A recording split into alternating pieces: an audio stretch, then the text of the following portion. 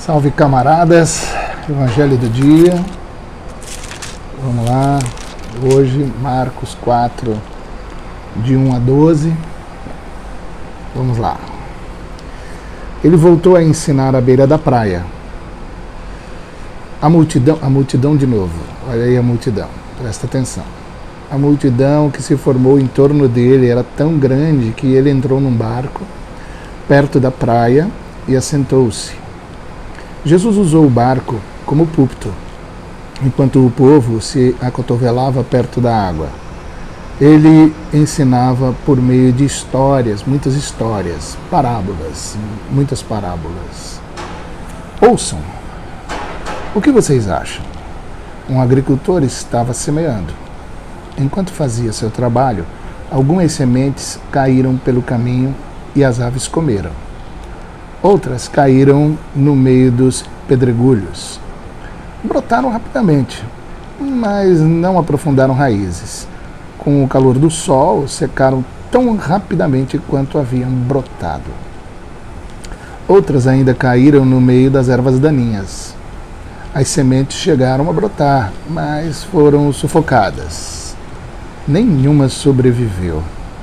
Por fim, algumas, porém, caíram em boa terra e floresceram, produzindo uma colheita que superou todas as expectativas.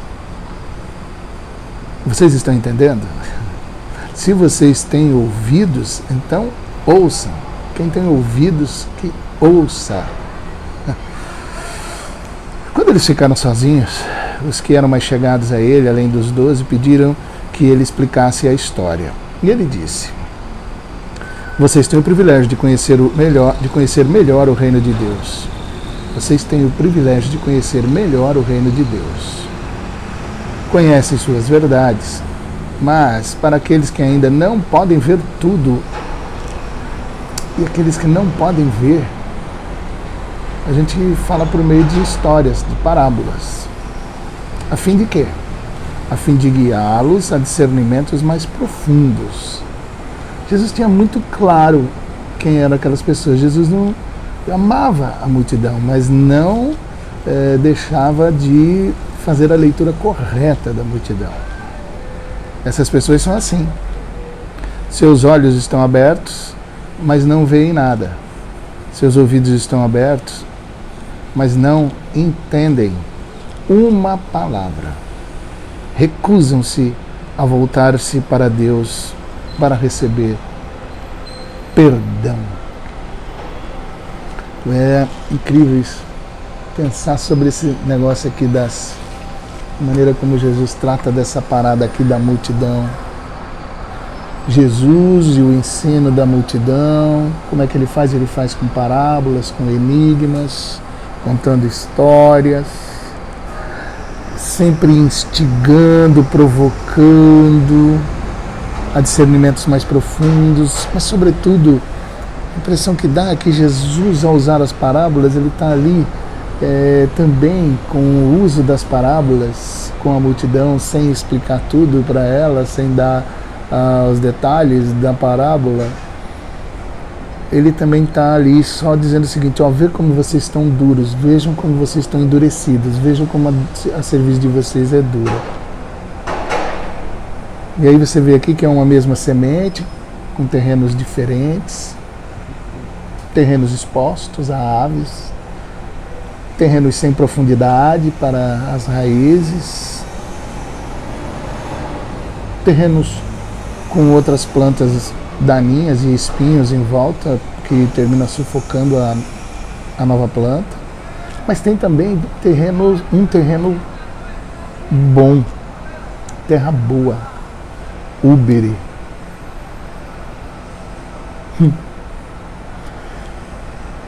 E aqui é importante, quando eu vejo esse texto, que eu, você, seja para a nossa vida ministerial, pessoal, seja para qualquer coisa, nunca esqueça, multidão é diferente de discípulo. Não esqueça isso. Você vai evitar muita frustração, também vai evitar muita heresia e também vai evitar muito ministério bem sucedido mas completo, sabe assim, bem sucedido, mas completamente fora do propósito daquilo que Jesus pensou para uma igreja, uma comunidade dele. Presta atenção, multidão é uma coisa, discípulo é outra. Pessoas são terrenos, há uma distinção entre os terrenos, há uma distinção nesse texto claríssima entre a multidão e os discípulos. Presta atenção, a maioria das pessoas, 3 terrenos, são pessoas que têm olhos, mas não conseguem ver. São pessoas até que ouvem, mas não conseguem entender. Não querem conversão, não querem arrependimento, não querem. Vamos lembrar também que dos 4 terrenos, só um, então é um quarto. Então isso aqui sempre eu digo e vou insistir. Mano, é sempre minoria, é sempre remanescente. Discípulo, se você está com muitos discípulos, você está tendo assim discípulos aos borbotões, se você está tendo assim, você tem uma igreja com o maior, assim, números de discípulos de toda a Via Láctea, olha, tem alguma coisa errada aí, porque não é isso não, mas não é isso mesmo. É minoria discípulo, viu? Você está confundindo discípulo com multidão, cuidado. E Jesus vai falar com parábolas, né? Essas parábolas que são histórias com alegorias e aplicações de algum ensino.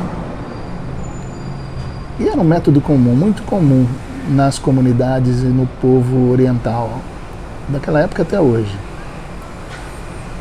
Mas Jesus, aqui é importante entender isso, tá? Jesus não estava interessado em transmitir lições de moral e nem trazer grandes sacadas de filosofia de vida para poder fazer, uau, que grande sacada. Eles não estavam nem aí com esse papo.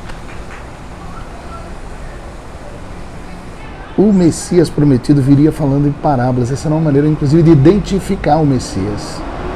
Mateus 13,35 diz que para que se cumprisse o que fora dito pelo profeta, que disse, abrirei em parábolas a minha boca, publicarei coisas ocultas desde a fundação do mundo. Putz, essa palavra toda vez que aparece desde a fundação do mundo, me lembra do cordeiro que foi morto desde a fundação do mundo.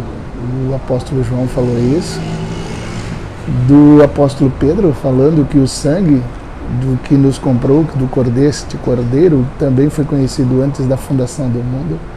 O outro apóstolo, o apóstolo Paulo, em Efésios, dizendo que nós somos conhecidos nele antes, desde a fundação do mundo. Interessante isso, hein? Por quê? Porque veio Jesus, o Messias, apresentando mistérios extraordinários por meio de parábolas que apontavam para verdades que aconteceram desde a fundação do mundo, que estão acontecendo desde a fundação do mundo. Muito louco, hein? Outra coisa importante também entender que é exatamente o texto, você vai encontrar isso lá em Números 12, que a mesma coisa acontecia na relação de Deus, o Eterno, Moisés e o povo. Mesma coisa. Com o povão, enigmas. Com Moisés, tete a tete, tudo clarinho.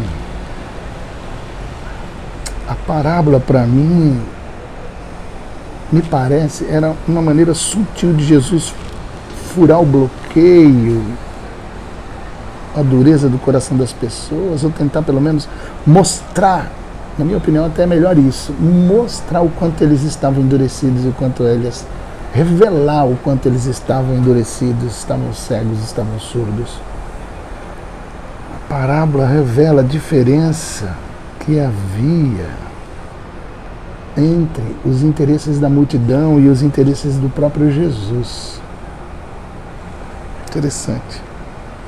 Mesmo assim, Jesus ainda insistia com a multidão e continuava apresentando para eles os enigmas e as verdades que até hoje nos encantam.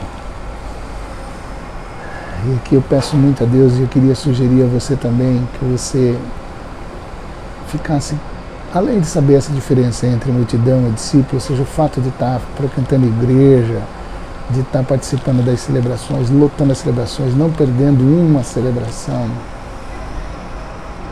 Isso aí, mano, não quer dizer que você é discípulo e discípulo de Jesus de Nazaré. Não mesmo. O grande perigo da gente estar frequentando e participando, não perdendo um culto, lotando todas as celebrações, é que aos poucos, de repente, o nosso coração endurecido vai ficando cada vez mais endurecido. Que perigo isso, que perigo isso. Supliquemos ao Senhor para que a gente possa ser aquele terreno bom, aquele terreno que acolhe a semente. Supliquemos ao Senhor que a gente possa entender: Senhor, faz de mim um discípulo do Senhor. Me tira do status de multidão e me coloca, Senhor, me coloca na referência e no aconchego do discípulo. Pensa nisso, hein? Vamos pensar nisso. Amanhã, Deus quiser, vamos para a explicação que Jesus deu para essa parábola, a parábola da semeadora, a parábola da semente. Tá bom? Beijo, Bento. Valeu.